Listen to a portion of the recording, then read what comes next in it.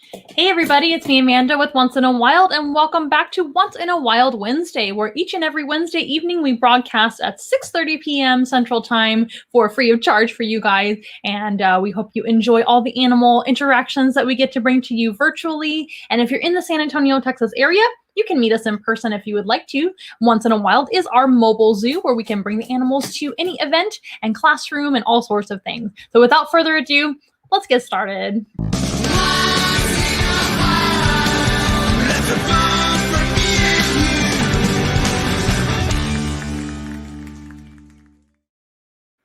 Once again, hello everybody out there. Thank you for joining again, and thank you for joining at your first visit, I guess, if it happens to be your first visit. My name is Amanda, and I am the animal specialist and founder here at Once in a Wild Animal Encounters, and we bring the zoo to you each and every Wednesday, like I said already, at 6:30 p.m. Central, usually every single Wednesday, unless we need to take a break like last week. So it's been a couple of weeks, and I hope you guys have had a great couple of weeks, and it's really good to be back, and it's going to be a lot of fun. Thank you, Erica, for saying my favorite time of the week. That is so encouraging and so nice. We love to see your comments down below. By the way, if this is your first time visiting us, or if you just don't know or aren't aware, this is always an interactive show. So you guys can always comment down below with any questions that you have about the animals. I'll do my best to answer the questions as usual. And you can also leave me fun comments as well, just like Erica did just now, which was very, very sweet. And please let me know if you need anything at all. This is a family-friendly show, of course. I shouldn't have to say that, but I guess I should. Please keep it family-friendly. As usual, we have all sorts of ages watching. And today, I wanted to talk a little bit about something I haven't talked about before, specifically, I don't think. And it's something that got brought up today when we were actually on the local news. So that'll be cool to talk about. But before I begin, I'm going to go ahead and remind you guys that, of course, this program is free of charge, and we're happy to give it to you each and every week. And but we do have donation options. We are a mobile zoo, and we have a lot of mouths to feed here with our over 70 animal ambassadors. And we do rely on you guys to help us take care of the animals. The best way to help us out is by booking your own animal encounter virtually to anyone all over the world with internet access. That's hard to say. Virtually all over the world, you guys can meet the animals through your computer or your phone. Really cool. Of course, we can do that through Zoom or any other platform of your choice. Those are great for classrooms especially, but they're also great for family gatherings and birthdays and all sorts of virtual things like that. And that is available to anybody with internet access. And also, if you happen to be in the San Antonio, Texas or surrounding areas, you can book your own animal encounter with us in person, which is really cool. You can meet all sorts of our animals in person. Typically, we charge by the hour, and each hour typically includes 8 animals, and it's always custom for you guys. So if you guys want to choose the animals that you want to meet, we have all sorts of animals. We've got mammals, birds, reptiles, amphibians, and invertebrates. So your creepy crawly type animals too. Something a little bit for everybody, and it's always very educational. But today we were actually on the local news, which was a lot of fun. We were on KSAT 12 again. I'm sure we're going to be sharing that link in our YouTube and our general social media, so you guys can view it if you missed it. That's the nice thing about technology nowadays, is we can share the link and you can watch it again and again if you want to, or if you missed it, you can actually see it, which is really neat. And if you happen to not be here in San Antonio, Texas, you probably didn't see it yet. So we are going to be showing that at some point. I'm sure, at least on our YouTube and social media and things like that. So that's a lot of fun. It was a lot of fun to be with them again, with Fiona and Mike over there. And today we actually brought some of our kind of mini petting zoo animals over on that show today. So I thought I would actually talk a little bit about that, because that has been very, very popular lately with in-person animal encounters. Now we are talking about virtual and in-person and all sorts of different options for you guys, or something for everybody, right? But lately, we've been back in person in people's homes or general events and things like that. And of course, one option is to have an educational presentation where I show the animals one by one, typically 6 to 8 species, depending on the time allotted for me, sometimes 10, depending on if you want more time and things like that with me. Typically, I'm going to show the animals one by one, talk about the species, and you guys get to learn about them. Some of them are available for a little bit of a touching experience. Some of them are not. They're not safe for touching, but you at least get to see the animals up close, a lot closer than you would normally, right? And you get to learn a little bit about them, ask me questions. I absolutely love questions and answering them. And that is typically how the presentation type encounter goes, right? Those are great for classrooms and things like that, especially, or really anybody.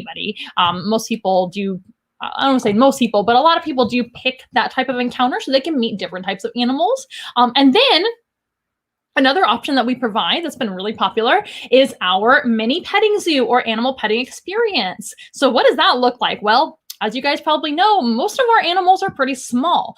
We do actually have to travel in a pretty small vehicle for the time being, and we operate out of our home. So our animals right now are on the smaller side. The largest animal we actually have is our Flemish giant rabbit, who weighs 22 pounds. He's big for a rabbit, but he's not really a giant animal in general, even though he is a giant breed of rabbit. So that would be kind of the largest example right now of the heaviest animal we have. And then we have our Peking Ducks as well, which is Gansito and Lucas. Our rabbit's name is Sandor, if you haven't met him before.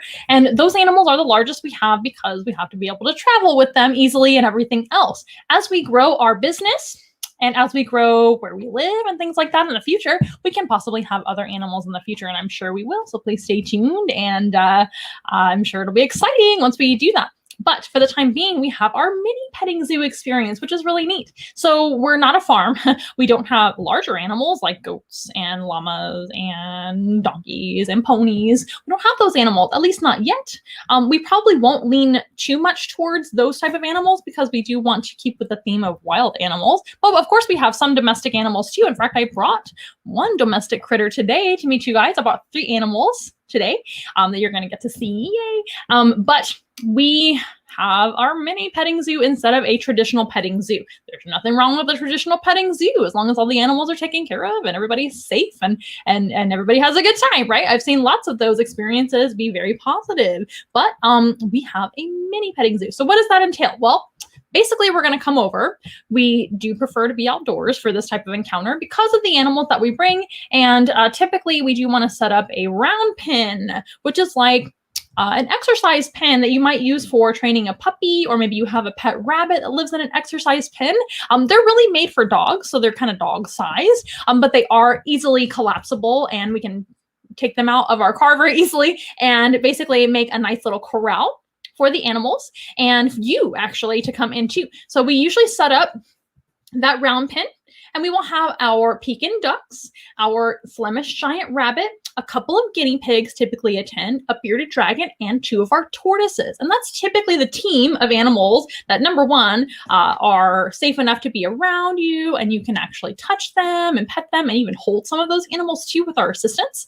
And hi, Ricky. And you can also guarantee that all those animals get along pretty well too. We always supervise, and I or one of our staff is actually in the pen with you at all times and with the kids at all time to make sure that everybody's safe and the animals are okay. And if you guys need any help, I'm right there, or somebody's right there with you, right? We're always going to be there with you, which is another difference between us and a traditional petting zoo. A lot of petting zoos, you get to basically just be by yourself, and that's okay too, depending on the situation. But we always want to make sure our littler animals are taken care of, safe, having a good time. And if they need a break, we can remove them from the situation and things like that. So those are the animals that you typically get to attend in that petting encounter or mini petting zoo. Peking Ducks, giant rabbit, Peking Ducks times 2. There's 2 of those. Giant rabbit times 1, 2 guinea pigs typically, 2 tortoises, and a bearded dragon. And sometimes you can actually select others as well, but those are the typical kind of grouping that makes a lot of sense for that encounter. So I've actually brought 3 examples of those animals today. But we were on the news today to kind of give a little bit of an example of that too, because the last time we were on the news, we just brought animals and talked about them one by one as a little education type encounter. And we brought a little variety for people to see. But that was kind of fun that we got to do that today. That was pretty neat. And these petting experiences or mini petting zoos have been very, very popular, especially with younger children, because again, it's more of a casual experience. You can kind of come and go at your leisure. If you're feeling like taking a break from the animals, you can leave the pen and get out, or you can spend a lot of time with the animals inside the pen. And again, we do prefer being outside because of the ducks and things like that, and being on grass. That way it's less messy, but it ends up being a lot of fun. Hi, Donna. Hi, Ricky. I already said that, but I want to say hi again. So today I brought our smaller 3 animals that are easily brought into the studio. I've had a very, very busy day and an extremely busy couple of weeks, which is why I had to take a break last week. I'm not complaining because things are fine. We are very, very busy, and I'm very grateful for all that with Once in a Wild. A small company of any kind does not complain when we get busy, but it's just been very busy. So last week, I appreciate you guys letting me take a break. That's very, very nice of you. So today, I thought I would bring the 3 smaller type animals to bring into the studio for our mini petting zoo of sorts virtually today. So first, I thought I would bring out our bearded dragon. Now, I know when people think of a mini petting zoo or a petting zoo in general, you don't normally think of reptiles, right? Not everybody is super into reptiles like we are here at Once in a Wild. I know some of you really like reptiles in general, but I did mention that we actually bring Eddie the bearded dragon. And Eddie the bearded dragon is a great animal to meet up close in person. He's extremely safe to meet in person. Not every one of our lizard or reptile friends that we can bring to a presentation style encounter is actually safe enough for you to experience by holding him or by touching him, etc. But bearded dragons end up being a very good candidate for that because they're fairly calm lizards. They have their moments where they want to run around, of course, and be very active, which is actually a good thing because a lazy bearded dragon is probably an unfit and unhealthy bearded dragon, but an active one is very good. But bearded dragons in general, even when an active individual, they're typically a pretty chill lizard in general. And they're not known to be very aggressive, and they're not known to bite humans. So that's a great candidate for an animal mini petting zoo or an animal experience where you're touching the animal, right? So what we're typically do is hold him for you in an encounter like that, and you can touch him on the back and experience how rough the scales are. These guys are an Australian species, by the way, found natively in Australia, throughout Australia, and they have very rough scales for protection against predators. And the rough scales and coloration actually helps them to camouflage up against natural surfaces like the sides of a tree or up against somebody's fence even, or a rock, and that will help him. But getting to experience the way the texture feels is really neat. And you can kind of get up close to him and take a look, and you can even hold him in your lap. And how we usually do that with all of our animals that you hold in your lap is going to be with something like this. We have these special mats that you can put in your lap, and that makes it a nice surface for them to grip on and be a little more comfortable. He's very active this afternoon, so he might just walk away. But that gives you an example of what that might look like. You can sit down and actually enjoy them in your lap if you want to, or we can hold him for you and let you experience him that way as well. But these little mats actually provide a nice surface for them to grab onto and feel secure. And also in those occasional accidents that happen sometimes with any animal, your lap is protected from the accidents, right? So you are just fine. But that gives you an example of what that might look like. So Eddie is one of the animals that we can bring to you to your next birthday party for little ones to meet, or adults too. I mean, this has been very, very popular for adults as well, believe it or not. The adults tend to come back in rotation and actually come back into the pen a lot. So they seem to really enjoy it as well. Hello, Ash. It's nice to see you from Miami. And let me know if you have any questions or comments for me. So again, bearded dragons, a great specimen. Well, he is a great specimen, but a great species example of a lizard that works very well for a petting experience like that. And also even animal therapy. So animal therapy could consist of different types of therapy. It could just be sitting with the animals and getting to know them and having a nice peaceful experience. We all need a little animal therapy in our life, don't we? And I want to remind you guys to be kind to people out there because you never know what people are going through, do we? And having animal therapy is a great way to kind of unwind, maybe forget about things for a little while and just enjoy yourself and kind of relax. So I know he's running around right now, but he is a great animal to just kind of meet and enjoy and maybe like think about, and maybe you didn't think about how lizards look up close, or you didn't think about how they felt. All these little spikes on his back are pretty rough, but the spikes on his sides are actually pretty soft. So you may not know that until you get an experience up close with one and you get to touch one. Those of you that have met bearded dragons in person, you actually might know this already, but they're actually really nice to touch. And they're really amazing lizards with a lot of personality. Another form of therapy that we can actually help you with is exposure therapy. It sounds really weird, right? Exposure therapy, what does that mean? That just means that we're going to give you experiences with animals that you may be a little bit nervous about, or that you may just not know or have any experience with. And we want to give you positive experiences with that animal, like a reptile. I have met a few animals I've met a few animals in my life for sure. I've met a few people lately actually that have told me they're actually very scared of lizards. And that makes me want to help them by getting them to meet a sweet lizard like Eddie because he's perfectly harmless. And one great way to start conquering your fears is through exposure therapy. That could be as simple as being in the same room with a lizard who's not contained. You might even start by visiting a reptile house or a zoo where there's reptiles. Maybe he's behind glass first, and that is going to start desensitizing you to that lizard being there in the same room or building as you. And that will show you that nothing's going to happen to you. You're perfectly fine. He's behind glass. And then we gradually increase the proximity of the lizard, maybe take him out of the enclosure, right? And he can be next to you. And if you're brave enough, you might even want to hold the lizard by yourself, even in your bare hands, because Eddie is perfectly safe to hold.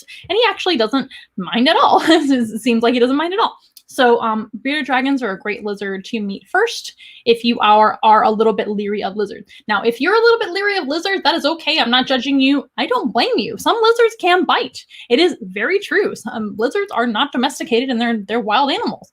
That being said, dogs are domesticated and can still bite you too. So it just depends on your experiences, on what has happened to you, of course, all of that. And we do want to help you out with that as well. Another great way to become exposed to some animals you might be nervous about is the live streams or virtual animal encounters. I can't tell you how many times I have brought a arachnid like a scorpion or a tarantula or even the Madagascar hissing cockroaches, which is an insect. I can't tell you how many times I brought one of those animals on to a virtual encounter. And a lot of people say, oh my gosh, that's so scary. But it's a lot better being virtual because I know it's not going to touch me or get me. So yes, cognitive behavioral therapy for the win. Absolutely. So basically just exposure to animals will help a lot. We do a lot of exposure therapy with some of our spiders and even snakes as well. Snakes are a huge animal that a lot of people are nervous around. But guess what? People are sometimes nervous around lizards too. And maybe even some animals that you're not nervous around, like birds. Birds are another one that some people have maybe zero experience with, or even worse, they have bad experience with, and therefore they need a little bit of good experience, maybe from one of our precious cockatiels or harmless doves, or even our Peking ducks, which I mentioned earlier. So that's a really cool option for you as well. And we do provide animal therapy as well.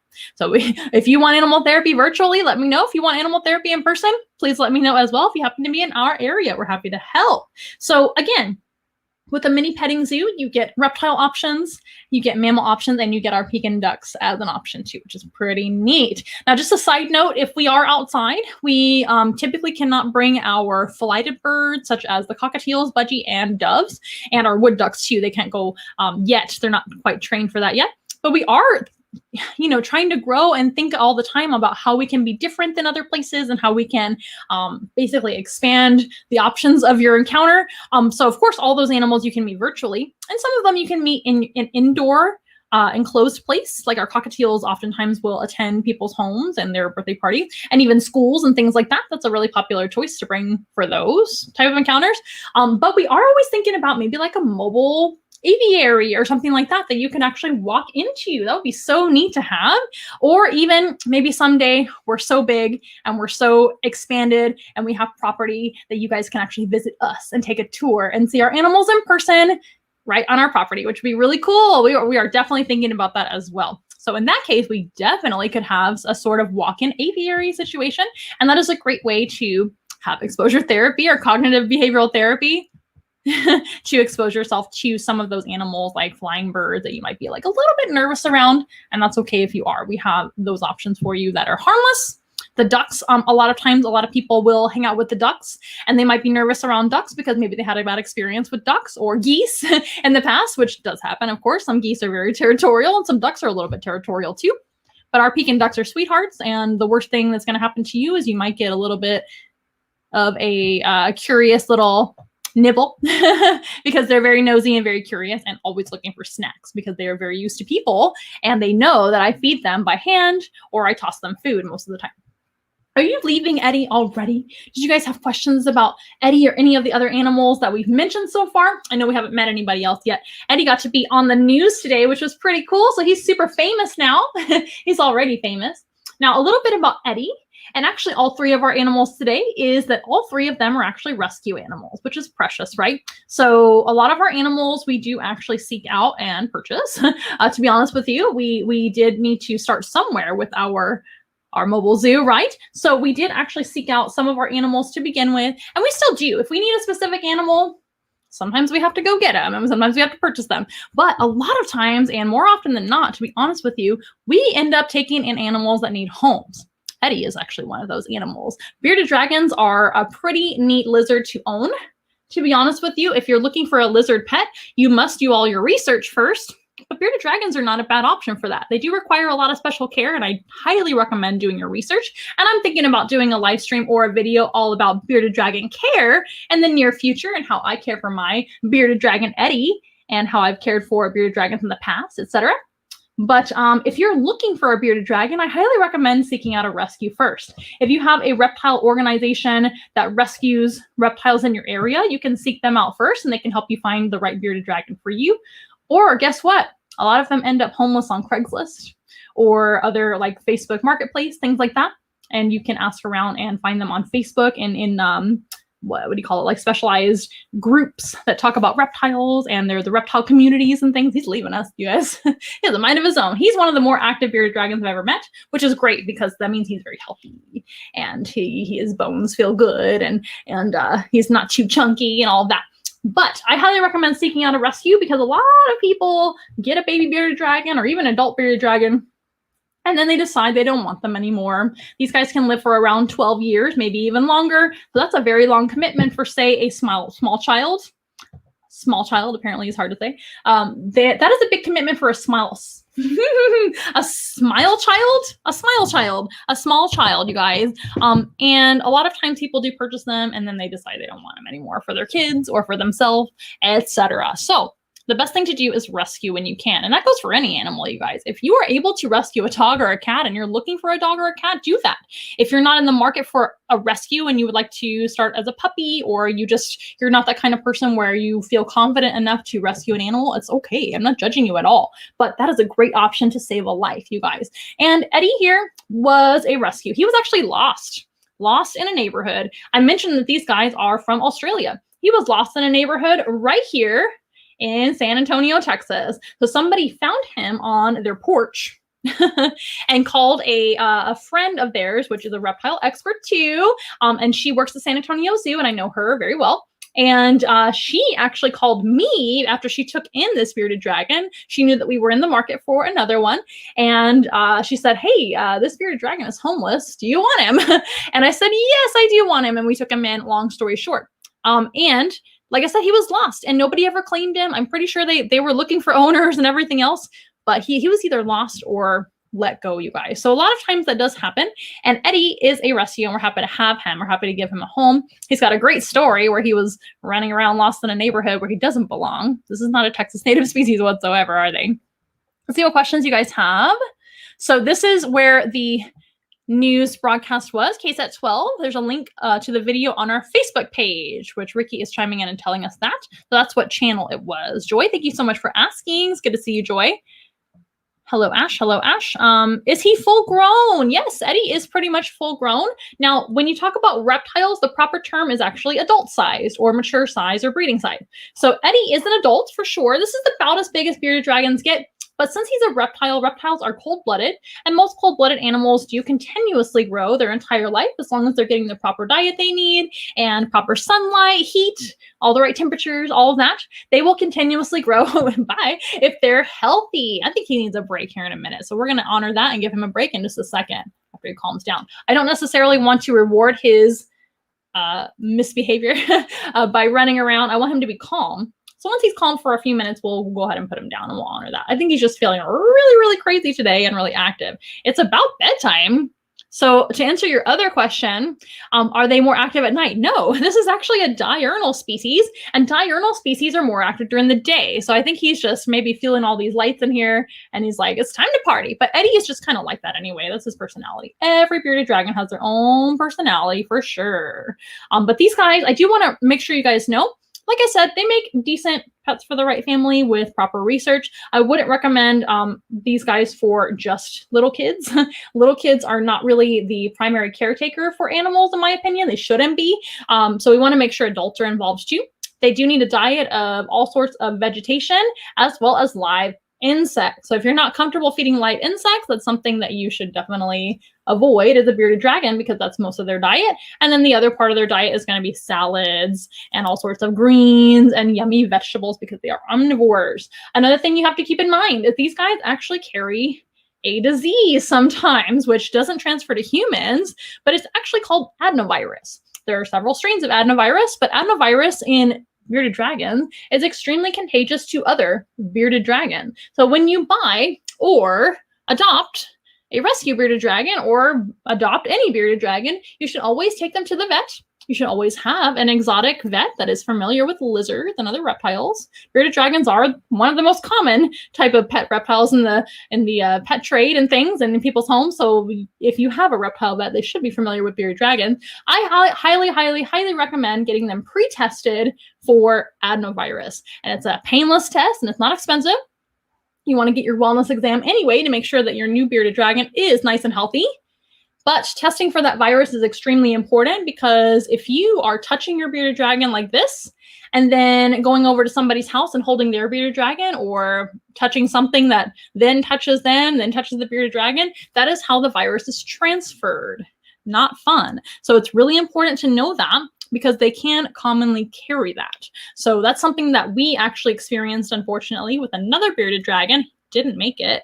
And so when we adopted Eddie, we actually had him pre-tested, and luckily he is negative for the virus. We're still very careful and make sure people hand sanitize before touching him and everything else.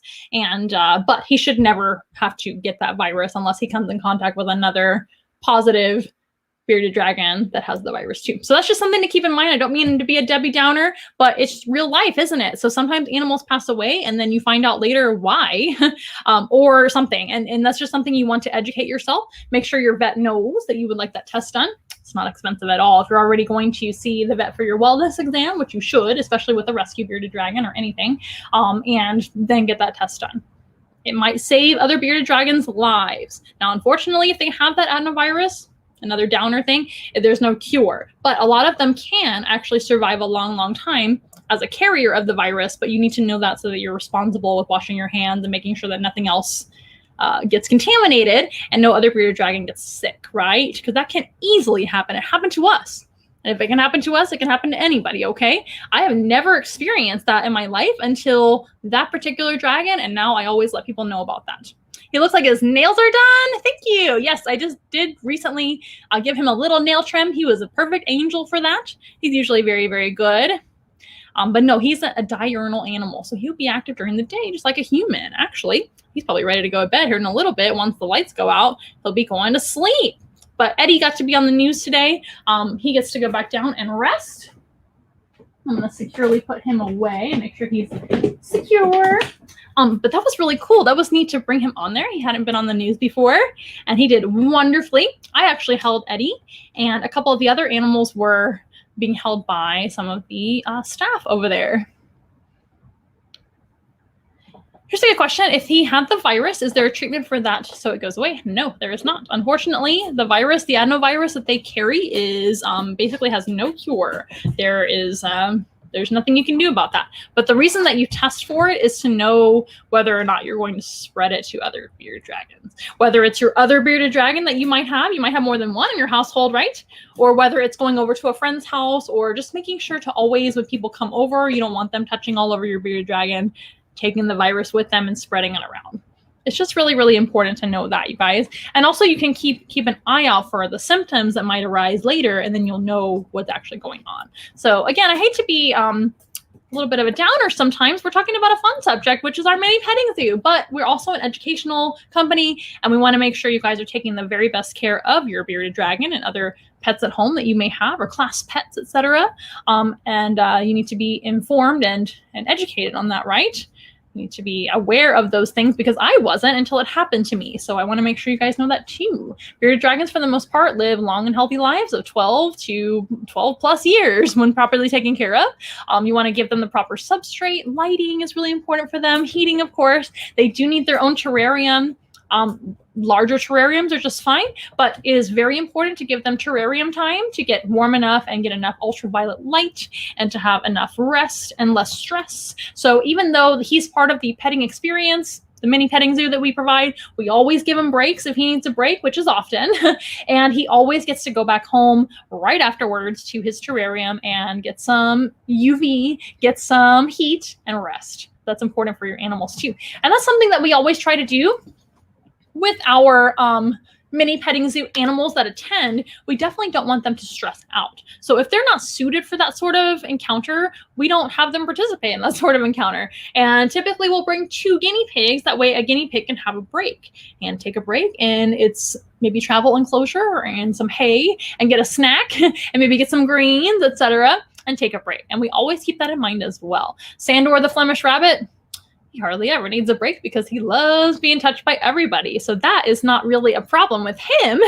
But a lot of our other animals actively kind of tell us that they need a break. And if Sandor ever acted like that too, if he was acting like he was just done, we could put him away as well. We're always making sure that our animals are safe, not stressed out to the best of our ability, and that the people are safe too. We're always there for you to make sure that you're safe, that nobody gets injured and nobody gets hurt, including the animals and the kids and the adult involved.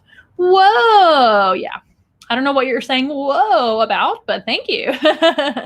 Okay, so let's go ahead and proceed to our next animal, which happens to be a mammal, you guys.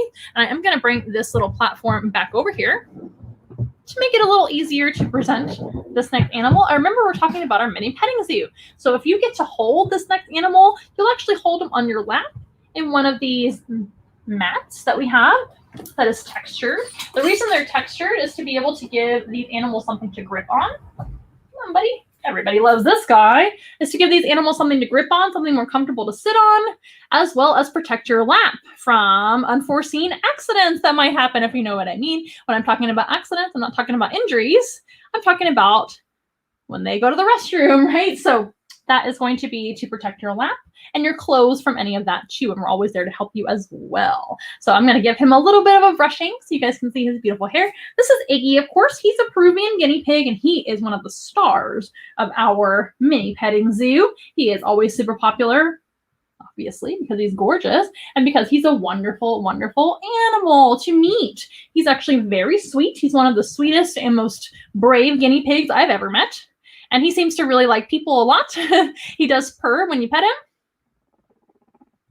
Can you hear him purring? Maybe you can hear him a little bit. He does purr quite a bit, which is a great sign that he's enjoying himself. Guinea pigs do make similar noises to purrs, like a rumble, which is usually when they see another guinea pig and they want to establish dominance. That's not what's happening here. He's getting little scratches. Trying to see if he'll do it again, which is why I'm being quiet. Let me turn my light down just a little bit. He's awfully bright in this light, isn't he? I look great, but he's glowing like a little angel, which he is. So he's wonderful, you guys. Guinea pigs actually are another animal that I sometimes recommend for pets for the right family. Pets are not toys, and we certainly don't recommend them just for kids because we want to make sure it's a family affair and everybody's prepared for what they're getting into. Guinea pigs are wonderful. They are domesticated. They're domesticated from the animal called the cavy, the wild cavy, which is from South America. And guinea pigs were domesticated over 5,000 years ago. So they're actually a pretty old domestic species, which is totally separate from their wild cousin. As you can see, his hair is very long. He has extremely different coloring than the wild version. Wild guinea pigs or wild cavies or cooey, they're actually brown and black together. It looks like a kind of a brownish mixed color, which looks like the natural background, right? To be able to blend in, kind of like a squirrel or a rat or a mouse. That's actually what they kind of look like color-wise. And guinea pigs are one of the few type of rodent out there. They are rodent that have no tail, even in the wild too. And their hair, of course, is much shorter than this. Their legs are a little bit longer than the short-legged little potato that you see before you. And their ears are actually standing up rather than bending down like Iggy's ears are. Can you see Iggy's ears? He probably assumes he's getting snacks, which I didn't bring today. My bad, Iggy. Sorry about that. But he's like sniffing my fingers and things. But he has ears that lay down like this, almost like some dogs' ears. And in the wild, they do not do that. They're actually upright ears, so they can look more like a mouse, which makes a lot of sense if you're a wild animal listening out for predators and things. But guinea pigs, you guys, are wonderful pets, in my opinion. However, they're super messy. So guinea pigs do use the restroom a lot. We actually clean our group of 4 male guinea pigs twice a day here, you guys. And that is pretty standard for that big of a group. Once a day is probably okay for 2 guinea pigs or something like that, but we like to keep it super clean around here. So they do use the restroom a lot. And the reason they do that is because they are grazing animals. They're constantly eating their hay, which we provide them. That's most of their diet is hay, just like a rabbit is. If you're curious about how to take care of rabbits or wondering if a pet rabbit is for you, check out one of our live streams that we provided. It's in the playlist. I forget what the playlist is. It's like animal tips or something like that. There's a rabbit specific live stream that we did talking all about rabbit care, and it's almost 2 hours long. I wanted to make sure you guys were very prepared before actually getting a rabbit. We want to make sure we're not impulse buying or impulse adopting our pets before doing research. So watch that video before adopting. I've got guinea pig hair on my lips, you guys, because I kiss him all the time. No, because his hair is right next to my face. But these guys are domesticated. They are very sweet. They're fairly easy to care for. They're just messy. Now, one reason why they're messy is because they graze, like I said, on grass in the wild, on plants in the wild, and on hay, as well as a little bit of guinea pig pellets too. I give them just an eighth of a cup every single evening per guinea pig. So each guinea pig in our 4 guinea pig herd gets an eighth of a cup of Oxbow pellets, which is the best brand in my opinion. It has a lot of vitamin C in that. That's the main reason we give them the pellets, is for their vitamin C, because guinea pigs require vitamin C for their health.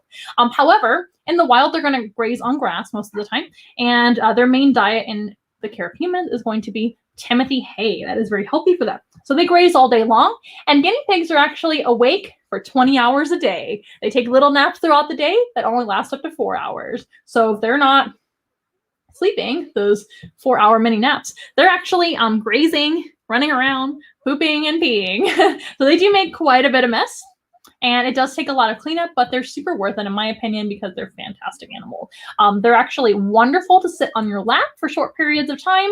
You don't want to go too long because they'll have to use the restroom. I do recommend one of these mats. This is actually just a bath mat, you guys. It's a fancy bath mat that I got that works perfect for this. You can wash them very easily, and we use them on people's laps when they visit our guinea pigs and some of our other animals like tortoises and the bearded dragon, so that way they don't get a mess in their lap. And a dual purpose is going to be giving the guinea pig something secure to sit on, very comfortable. I mean, he looks like a little diva on this thing. He's just gorgeous. He looks like a little Maltese dog, right? But better. And don't tell any Maltese dogs about Iggy and how he's better. But that is good for everybody. Good for the guinea pig, good for the animals that you're holding, and good for you, because you don't have to worry about getting an accident on your lap, right? But they're wonderful, you guys, and they're wonderful even if you don't want one in your own home. You can basically rent ours, right? You can rent them by the hour if you want to, and meet our guinea pigs. And a lot of people fall in love with Iggy because he's just fabulous, right? Iggy is fantastic. I'm going to get the evil eye for the lack of snacks, and watching them eat is super cute. Yes, absolutely. We do have plenty of other live streams where I did bring snacks for our guinea pigs attending, and they can get little snacks, and you can see the little mouth eating. So guinea pig, a little history about them.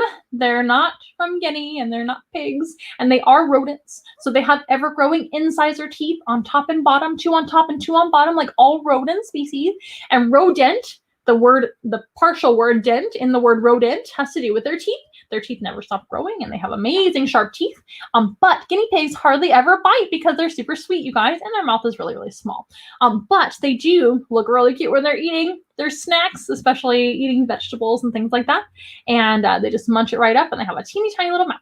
Super cute. I don't know if you can see his mouth. If I scratch his little chinny chin, you can probably see his nose and a little bit of his mouth, and he is purring ever so slightly.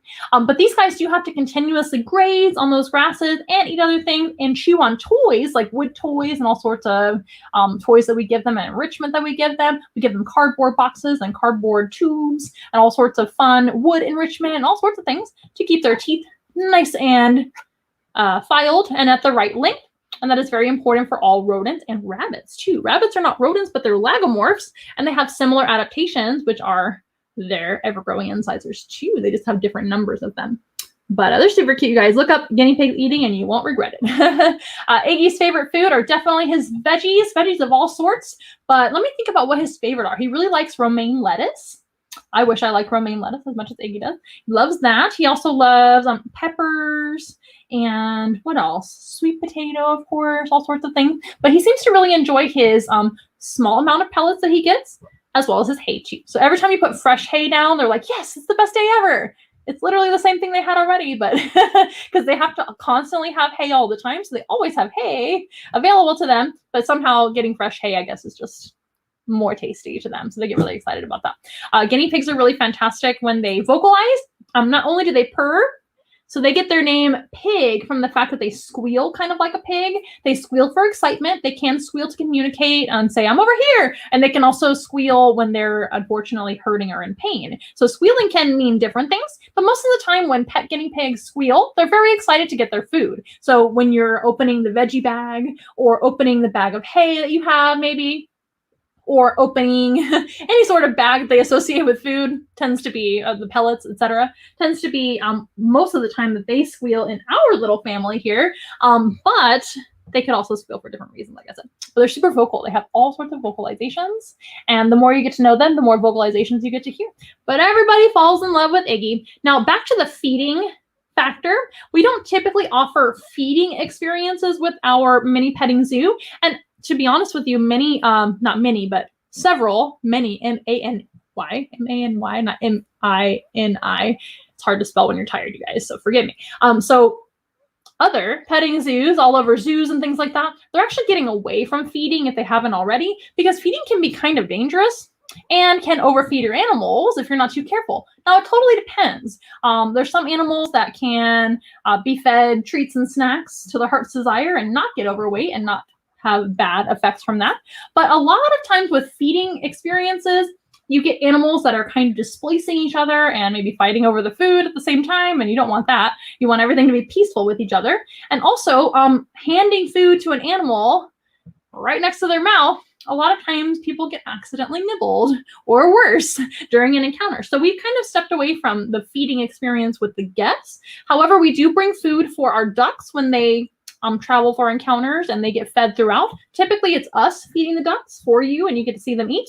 Some of the older children and adults sometimes have fed our ducks, but it's kind of rare. And then with the guinea pigs, we do not really encourage people to feed them by hand. A lot of times we're already on grass. And as long as the grass has no pesticides or anything like that, the animals can enjoy the grass while they're hanging out on the grass. The rabbit sandor especially enjoys being on grass, and so do the next animal that we're going to meet here in a little bit. So that is kind of an exception, but in general, we don't really offer feeding experiences for the mini petting zoo. Sometimes our other animals in general can be fed, depending on what's going on, but typically it's going to be us feeding the animals to make sure that you're safe, make sure that there's no germs being swapped, right? Especially with the times at hand. And also we want to make sure, of course, like I said, that you guys aren't getting accidentally nibbled.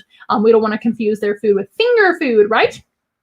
He's amazing. Love his hair. Thank you. So back to why they're called the guinea pig. Again, they're not pigs and they're not from Guinea. So they're called pigs because of the similar squealing noises they make. They're actually rodents. They're in the rat and mouse family. And the reason they're called guinea pigs is because, let's do a little miniature history lesson. Mini petting zoo, miniature history lesson. That was just super cheesy, Amanda. So your history lesson about guinea pigs is over 5,000 years ago, they were first brought into the Incas' villages and homes for the purposes of eating them. That's right. They were actually farmed for food by the Incas and other native people in South America. I'm like, what is that word? Native people in South America. So especially the Incas down in South America. So they were actually farmed and still are to this day for meat. Don't tell Iggy, he's not going to be meat. He's one of our best friends. He's like, oh my gosh, I'm out of here. I better run. But they are 100% prey animals. They're prey for wild animals, and they're actually prey for humans. Many animals that started off or continuously are meat or food animals have transitioned into pet animals. And that's what happened with the guinea pigs in the first place. Don't get me wrong, I love Iggy, and I don't want to eat him, obviously. I mean, that should be obvious to you guys. We don't eat our animals here. They're our friends, and they're part of our animal ambassador team. But that is how guinea pigs became domesticated as a separate species than the wild cousin, the wild cavy or cooey. And over time, people started coming over to South America from other countries, didn't they? People came over from Europe, and they noticed that the Incas and some other indigenous people there, they were actually raising these weird little rodents for food and sometimes for pets too, because they would often use some of their favorite ones for pet animals, which is pretty neat. And the Europeans came over and saw that, and they thought, oh, that's really cool. This animal's really easy to take care of. They're super small. They're not aggressive. They breed really well, because most rodents do breed very well, right? And etc. So then over the thousands of years they've been in human care and being taken care of by humans and all of that. That's the same thing, Amanda. But when they've been bred and selectively bred, we've been able to come up with different colors, different hair lengths, all sorts of things, just like cats and dogs have different breeds. Animals go from wild to domesticated sometimes as a separate species, and then they become different breeds sometimes. So through selective breeding over time, the more time and the more selective breeding, the different varieties you get. All right, Iggy. So Iggy's actually a Peruvian guinea pig. Now, a lot of guinea pigs actually were raised in Peru in general, but the Peruvian got the name Peruvian for whoever got to name this breed specifically. And Peruvians come in all sorts of different colors, but they always have this long, silky, straight hair, and they always are supposed to have this little point in the front that one of my guests one time called a unicorn horn. I was like, it's a unicorn. I said, that's precious. He does remind me of a My Little Pony with his beautiful hair and his little unicorn cowlick in the front. That is something that Peruvian guinea pigs are supposed to have, part of the breed, and their hair actually continuously grows very, very long. So he does need trims. He, of course, needs to be brushed pretty much every single day, and we try to brush him every single day, just like you would brush your hair. You should brush your hair every single day. And we give him baths at least once a week. He needs full baths, full conditioner, and a blow dry as well, usually, because we can't leave him wet going back home, right? So he gets a lot of pampering. He is super worth it, though. He also always gets his nails trimmed when he needs it, and that's typically when he gets his bath as well. Hello, Matthew. It's so good to see you. Very, very good. Europeans do love their guinea pigs. Look up guinea pig train and you will not be disappointed. I cannot wait to get off here so I can look up guinea pig train. I have not seen what you're talking about. So why are they called the guinea pig? We know why they're called pig, because they squeal like a pig sometimes. They also make all sorts of different purrs and vocalizations to communicate, because guinea pigs are very social. They actually live in groups called herds in the wild, and you should always have more than one if they get along with other guinea pigs, because there's always exceptions. But the general rule is to keep them in groups, and they're called herds. They do communicate with their voices, and they're very social and happy when they're together. Always make sure you have the same gender, or that we are spayed or neutered, right? So we don't want to create more guinea pig populations if you don't know what you're doing, right? So be very careful with that. But yes, over time, Europeans fell in love with guinea pigs, and they used to sell them for 1 guinea, to my knowledge. Of course, I wasn't there that long ago, so don't quote me on that. It could have been more expensive or less expensive, but that is the going theory as to why they were called the guinea pig. Pig because of the noises, guinea because they cost 1 guinea. The point being is that they were very, very inexpensive, kind of like the poor man's pig. But we're not going to raise him for food. He's going to be our friend forever, as long as he's around, right? And Iggy is wonderful. I mentioned that he's also a rescue. All 3 of our animals today are all rescue animals, and I did not regret rescuing him one day, you guys. This is one of my favorite animals in our whole collection, and I'm a reptile person and a bird person. I'm not a guinea pig person, not at all. I have never really, I mean, of course, I've taken care of guinea pigs before. Never fallen in love with one the way I'm in love with Iggy. Iggy is one of my favorite animals we have. Can you believe that? You never know which animals you're going to fall in love with until you start working with them, and I never saw that coming ever. So Iggy was passed around to a few homes before he got to live with us, and he is never going to leave. I will never let anybody take my Iggy away. He is mine forever, as long as we can, right? And I don't really know much about his history. I do know that he is around 3 or so years old. So he's not a baby, but he's not old either, which is great. And that's our guesstimation on his age. And he's wonderful in every single way, shape, or form. He's super sweet. He gets along with all the other guinea pigs perfectly. He loves people. He's the first one to come running for snacks and the first one to come running for scratches as well. Let's see if we can get him to purr again. He's making little squealing noises. Do you want to purr? He's like, no, I want the snacks. I'm so sorry about that. There's a little purr. Oh my, how could you not love this animal? He's so wonderful. So in the future, I will definitely be rescuing more guinea pigs if we're looking for more, because I definitely don't regret that at all. Our other 3 guinea pigs are wonderful as well, but they're not rescues. We actually did seek them out from very responsible sources. Don't get me wrong. They're all from reputable sources. But, oh my gosh, he's going to clean his little face. When he bends over to clean his face, you can't even see his head anymore. So guinea pigs do groom themselves. When you have a long-haired guinea pig, though, they cannot really get all the places clean. They definitely are a lot dirtier, potentially. Sorry, buddy. They're a lot dirtier, potentially, than the short-haired guinea pigs, just by default of their hair dragging through dirtiness. They have very short legs, and they use the restroom a lot. So we keep them as clean as possible, right? And we keep them on nice absorbent surfaces and all that. So don't get me wrong, but even the best well-cared for guinea pig needs a bath every now and then, and the long-haired guinea pigs need extra amounts of bath because of their long hair. It's also very important to take care of brushing them, making sure they're not tangled or matted. Otherwise, you have to cut their mats out, which is not fun. And they have to be trimmed because this hair continuously grows his whole life, just like a Maltese dog, a Schnauzer, or a Yorkie, or something like that. It's like those specialized breeds as well. But he's super worth it, isn't he? Let me know if you guys have anything you would like to know about Iggy. Iggy got to be on the news, like I said, too, this morning. And he got to sit in the lap of Fiona, who is the, I guess, newscaster. I guess that's her official title. I'm sorry if I'm getting that wrong. But Fiona was wonderful with him, and he was wonderful with her, as usual. I'm going to go ahead and set him back down below so he can rest for a little bit. He always has a great time being given lots of attention and things. You want to say goodbye to your adoring fans? Say goodbye, Iggy. Bye. And he'll get all the snacks later, I promise. So that was our mammal friend. Again, when you book your mini petting zoo with us, which is sometimes also called our petting experience, they're the same thing. You will have us come over to your location, whether it be your home, a park.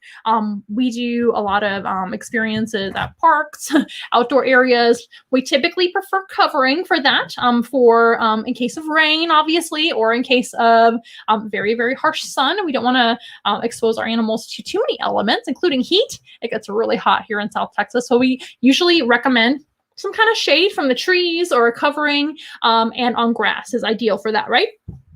We also do have a pop-up tent that we can bring as well if none of those things are provided to us. So we are coming prepared usually. But when we come out, we are going to bring our round pen. You're going to get to meet our Peking Ducks, Gansito and Lucas. You get to meet our Flemish Giant Rabbit, which if you don't know Sandor, the Flemish Giant Rabbit yet, you must check out some of our other videos. We have a video all about him and rabbit care. In the playlist, which I believe is in the animal tips and pet care playlist or something like that. It's in there. It's also in our live stream playlist, which we have so many of those. And he gets to come out. He's always a staple of that encounter as well. So the ducks, the big bunny, the bearded dragon that we met, Eddie, almost always comes, and the guinea pigs too. We typically bring 2 guinea pigs, but Iggy is always the star guinea pig. He's the most tolerant and most relaxed guinea pig that we have. So we always bring him. And he gets along with all the rest of the guinea pigs too, so they can travel together. And we typically do bring another guinea pig, sometimes Dexter, sometimes Noodles. Sometimes we bring Billy Joe too. He's actually wonderful as well. And they kind of take turns too sometimes, but Iggy's always there. And then we bring our wonderful tortoises, you guys, which is the next animal that is coming out to meet you guys, is what I mean to say. And I'm going to set him down on our little mat as well. This is another animal that you would meet. Either he would be hanging out on the ground with his best friend, Frank. Shelton John and Frank Sinatra are best of friends, and they usually attend together, if not always attend together. Shelton got to be on the news today because I didn't really need to bring 2 tortoises to the news broadcast. We just needed one example for that because things kind of move very quickly with our time allotted and everything like that. So I just brought 1 tortoise to that. But Shelton and Frank typically attend your petting experience that you would book with us. So these guys hang out on the ground eating lots of yummy grass if there's grass to eat. And also Shelton is a little bit smaller than Frank. He's about half of Frank's size. So he's an option to actually sit in your lap and enjoy some time with him. So he is a red-footed tortoise. He does have red on his feet, of course. right here in the front and way in the back as well. He's got red spots. He's even got a red spotted tail and a red head as well. And he's just gorgeous. The red-footed tortoise is found living in South America, just like the wild version of the guinea pig, which I find so interesting. They're very different, aren't they? They're both ground-dwelling animals. Tortoises, unlike their close cousins, the turtles, cannot swim. So we always say don't put him in the deep end because he can't swim. He would drown. They don't float and they do sink. And they cannot paddle or anything like that. And they cannot hold their breath that long. Probably a lot longer than me, but he needs to breathe air at some point. So he has lungs. Doesn't have gills. And neither do turtles, actually. Now that I think about it, a lot of people think that turtles can breathe water, or I guess some people assume that, but they can't. Turtles have to come up for a breath of air too. They just hold their breath a lot longer than we can, right? So this is a tortoise, like I said, so he can't swim at all. He has a land lifestyle. He would walk around on dry land. Tortoises, like him, are also equipped with elephantine legs, which means his legs look like elephant legs or tree trunks. Take a look at his tree trunk-like legs, especially the back one, but the front ones too. They are designed for lifting up a heavy body. So tortoises, not turtles, they're very heavy for their size. Even a small tortoise like him, he's not finished growing up by any means, but he's smaller. But he's still heavy for his size and too dense to float. So he needs strong legs to lift his body and walk around on dry land instead. So that's why they have elephantine legs, which are tree trunk-like. Same thing as an elephant, right? Now, since they are heavy-bodied and they walk around on land, we all know that tortoises are not fast, are they? Turtles are sometimes very fast. Some turtles are medium speed, but turtles are much faster than tortoises, like Shelton. So they're not really fast enough to catch a lot of animals to eat. Now, don't get me wrong. Every now and then, tortoises can catch a slow-moving slug or snail on occasion, but too many of those can actually make them sick. Not good for them. They are herbivores. They're actually supposed to be eating pretty much salad and things like that when you take care of them. In the wild, they eat a lot of grass and they eat a lot of plants, flowers, and other maybe like occasional fruits and things like that, especially a tropical species where there's plentiful plants and fruits throughout the year because it's tropical and there's not really seasons, right? So he could eat every day if he really wanted to in the wild. We typically feed them 3 to 4 times a week with us, and maybe a little less in the winter because their metabolism slows way down in the wintertime because they're cold-blooded, but they don't have to eat every day is my point. And we feed them plenty of food, believe me. So we give them all sorts of greens that are very healthy. We give them all sorts of different varieties of vegetables as well. I don't tend to feed them a ton of fruit because our fruit from the grocery store tends to have a ton of sugar in it and excessively can cause a lot of issues. So occasional fruit is fine, especially for a tropical species like a red-footed tortoise or yellow-footed tortoise. For your desert species and more like forested type species, too much fruit is definitely not good for them either. So to each his own, but we want to make sure your animals are taken care of, right? And we're not feeding too much sugar. That goes for you too at home as well. Eating too much sugar is not good for anybody. But my point is that these guys are herbivores, but he would be a wonderful animal to attend your animal encounter. Everybody loves Shelton and everybody loves Frank. But Shelton seems to be kind of favored because he's smaller and he's super cute. A lot of people assume that he's the son or the baby of Frank, and he's not. Shelton actually comes from a separate situation than Frank. Frank and Shelton are actually the same species, the red-footed tortoise. They're different sizes, but they're the same species, but they come from a totally different situation. This guy we actually adopted at a convention, a reptile convention, where we found a table that had a bunch of secondhand or rescue reptiles. And I don't really know any of his background or history whatsoever, and we don't know his birthday. So we assume Shelton is a he, number one. That's what we were told, and he's appearing to be a he. With tortoises, they actually have a sunken in belly shell or plastron when they're boys, and he's starting to get that. So I think he's a boy as well. We were also told he's maybe around 10, maybe a little less, maybe a little more, but we have no idea. He also has some pyramiding on his back, which are bumps. He had that when we got him. Please don't judge. He is a rescue, guys, and he's a secondhand tortoise. And when tortoises have this pyramiding or these little bumps, can you see? Boop, boop, boop, boop, boop. That usually tells you that they were fed the improper diet or an improper diet and maybe not the proper lighting as well. They can overgrow their shells and it can warp like that and become different shapes when they're fed an improper diet, less calcium, maybe fed too much animal protein, things like that, which is why I mentioned that. So he does have the bumps. It's probably not going to get any worse than it already is, and he's perfectly fine now.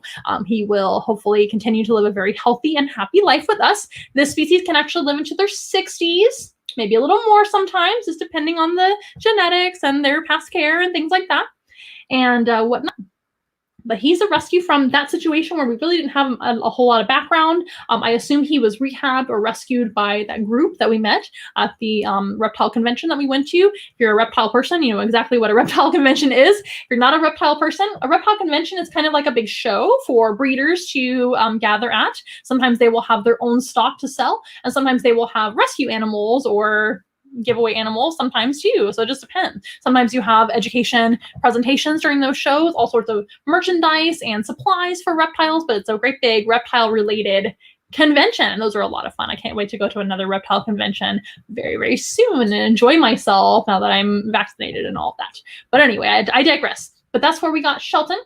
Frank actually came from a very, very nice woman who had Frank for many years, but unfortunately was misinformed a little bit on his care. And I did educate her on what was going on, but she ended up deciding to actually give him to us so that Shelton could have a best friend, because they are a social species, which is fun. So they get to hang out all the time. And also I guess she just felt like she needed to donate him to our zoo. So Frank now lives with us, and we're happy to give him very, very good care now. But they're both kind of a rescue or secondhand situation, which is kind of cool because all the animals I brought today, it wasn't even on purpose. I wanted to talk about our mini petting zoo, right? And to talk about other experiences we provide that I may not have mentioned yet on the live stream. But by default, all three of these animals are rescues, and we're very happy to have them now. Let us check out what you guys have to say down below. Oh, no new comments? No problem. I know it's getting a little late, and I'm not going to take too much more of your time. But if you guys would love if you guys would love your very own personal animal encounter in person or virtually, we'd be happy to bring some of our animal therapy or mini petting zoo animals to your encounter so that you can enjoy. You can always opt to mix and match. You can either hire us for more than 1 hour. That way we can have maybe a presentation first and a petting encounter after that, or vice versa. Or you can mix and match and maybe meet Shelton for a little bit and get to touch him and experience him up close. He's super safe to hold and touch, and maybe meet some other animals that are a little bit less safe for the general public to touch, like Joanna the Iguana. A lot of people love to see her. She's extremely popular because she's very impressive and a big old lizard. But I don't let Joanna be held by anybody but me because she's just not a safe animal for that. And there's some other examples too. But if you're more into hands-on experiences, or again, like I said in the beginning, for little ones that don't necessarily want to sit for an hour-long presentation, that is a great option for you. So I want to let you guys know that there are many options with Once in a Wild for you. And we always like to make sure that you're getting the best experience for your event or for your personal experience. We even bring animals over for animal therapy. I've done that too. And that's been very rewarding. Exposure therapy, general animal therapy, even for people like with autism and stuff like that. We've helped out a whole lot of people like that. And that's been very rewarding for us and for our animals to experience. And we're more than happy to help. So anything you need, all you have to do is contact us. Our number's down below, our website's down below. For more information, you can find all of that at our website. But always feel free to text or call me anytime, or you can actually chat with us directly on the website or any of our social media. If you haven't already followed us on our social media, I highly recommend that to stay tuned on what's going on with us. You'll be able to see our news broadcast that we were on today, live on the news. Midday today here in San Antonio, Texas. We're going to share that as well on our social media. But follow us on Instagram, follow us on Facebook, subscribe to our YouTube channel. We want to make sure you guys are subscribed to the YouTube channel. Make sure and double check that you are subscribed because it helps us out quite a bit. We still don't have that many subscribers yet. But the more subscribers we get, the more likes that we get, the more comments, etc., the more popular our videos become, and the more they're reaching other people. We want to make sure and reach a lot of people for their virtual animal therapy, if that's what you're needing, or for animal education, letting people know how to care for their animals, letting people know how to treat wild animals in their backyard or when they're traveling, etc. We want to make sure and create a better world for you and the animals too. And here at Once in a While, we're here for you. And if you like what you see today, don't forget to subscribe or follow us on Facebook if you're watching from Facebook, if you haven't already. And if you want to donate to our zoo, the best way to do that is by booking your own animal encounter, virtual, in-person, animal therapy, animal petting experience or mini petting zoo, or animal presentation where you get a good education about our animals as well. And let me know if you're interested in that, or if you have other outside of the box ideas like photo shoots or animal experiences, mingles, meet and greets, we're happy to help. So please let us know. We have lots of options for you. And oh, that's so sweet. Ash has said the sweetest little comment. He's very cute and doesn't look secondhand. Yes, a lot of our rescue animals you would never know, would you? And isn't he like the sweetest thing ever? He's super cute. I can totally see why he is so popular with our guests. But yes, we are here for you. If you'd like to book your own animal encounter, that's the very best way to support us, of course, is by purchasing that. But you can also donate to us directly, whatever amount of your choosing. It can be a small amount. It can be a larger amount, of course. And those options are down for you in the description box down below. We've got Venmo, Cash App, and PayPal, as well as an Amazon wish list. The best way to find all those links, though, is visiting onceinawild.com, scrolling all the way to the bottom, and just click donate. And that will give you all those links in the donate option, the donate page. You'll be able to find all of those and help us out, which is fantastic, and we very much appreciate that too. I recently updated our Amazon wish list if you're interested in that. Shelton would very much appreciate some of those things on the list. Now, speaking of a mini petting zoo with a tortoise, did you know that the tortoise can actually feel you touching him too? Not only is it therapeutic and wonderful for you and all of our guests, it's also therapeutic for the tortoise. Tortoises really appreciate getting scratches and rubs and human company, I think, in general, because they can't reach their own shells to scratch. And I'm sure they get itchy sometimes, so they can feel through nerve endings inside of the layers of their shell. The top layer is actually a keratin layer, then there's a bone layer that's like a sheet of bone, and then they have all of their spine and their ribs attached to their actual shell. The shell is part of their body, not something that they can take off, remove, or replace, etc. If it gets hurt, they get hurt, and they can feel you touching them, and they seem to really respond positively to touch, to warmth, to scratches. As you can see, he's moving his neck and he's like, ooh, I'm getting a little scratch. So that is really neat for our animals too. It's not just for you, it's for the animals too. I firmly believe that animals are the most happy, the most enriched, and the most fulfilled when they have some sort of job, if you will. Now, their job is pretty easy. They get to be themselves and get lots and lots of attention and lots of snacks on occasion too, right? And that's an easy job. I wish I had that job. I mean, I guess I kind of do because this is my job, right? And I get to do what I love. Not complaining at all. But our animal's job is to be an ambassador for their species and to basically have a good experience and a good time. We always try to make sure that each and every one of our animals, every single one of them, is the best cared for that we possibly can. We care for them as best we can. We give them everything they need. And when they are out on encounters, whether it be educational or more of a hands-on casual experience, if you will, that they're having a good time too, to the best of our ability. If they feel, if we feel like they feel stressed out in any way or they need a break, we give that to them, okay? I want you guys to know that. We try to be very, very good to our animals. And I firmly believe, like I said before, that the most happy, enriched, and satisfied animals are the ones that have a job, the ones that have something to do, the ones that get to get out and about and see new things. They get to experience grass and they get to experience new surroundings beyond the news, get to meet all sorts of people. Sandor the Flemish giant rabbit, that's his favorite thing in the whole wide world, is basically getting back rubs, scratches, and love from complete strangers, if you will. So I want to make sure you guys know that as well. We do the very best we can with our animals and try to give them the best lives that we can. And all the while introducing them to you and giving you a wonderful experience as well. We really do care about that. So I think that sums up our animal mini petting zoo experiences pretty well. If you guys ever have any questions whatsoever, that's what I'm here for. I am the founder and animal specialist and owner of Once in a Wild. What else am I going to do for you besides answer your questions? So if you guys have any questions, feel free to contact me down below or visit onceinawild.com. Also visit our other videos here on YouTube and Facebook. And I think we'll see you guys next time, you guys. Have a wonderful rest of your week, and I'll see you next week. We are nothing close to ordinary, but we love to be your friend. Hold our hands and let's have fun together, singing as loud as you can. Everybody singing once in a while. Together. Once in a while. I wanna hear you say once in a while. And that's the fun for me and you.